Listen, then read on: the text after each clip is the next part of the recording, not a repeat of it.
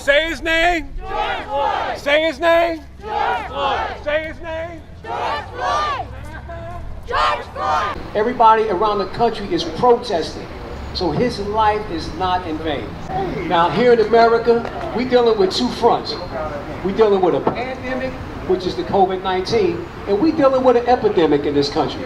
What is the epidemic? The epidemic is a disease of racism and brutality in this country, especially with the African American community. One of the most impressive things to me about what I see is the non-African American people in the millennial age group that are representing things like equality and justice, that things that I as an African American all my life have been standing for. But to see people that are not African American do it, it tells me something, that the change is not going to come by us as a people fighting for ourselves. It comes from people that have the same commitment and conviction and belief systems about equality and justice. And they are all kinds of people.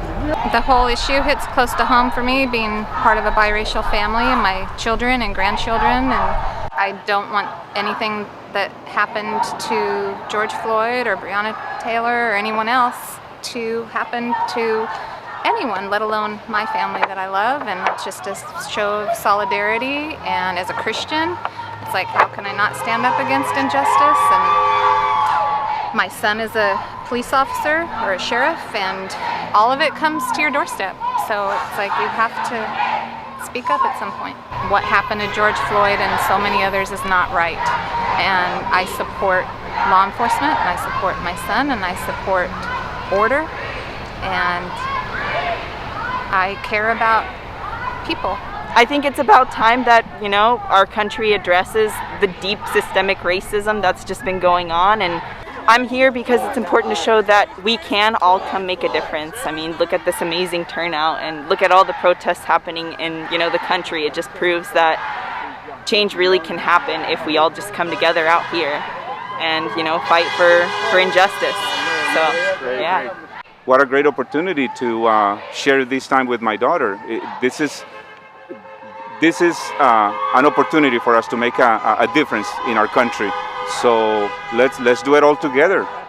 We are a small town. We are certainly more leaning toward the conservative, but this is not a conservative or liberal issue.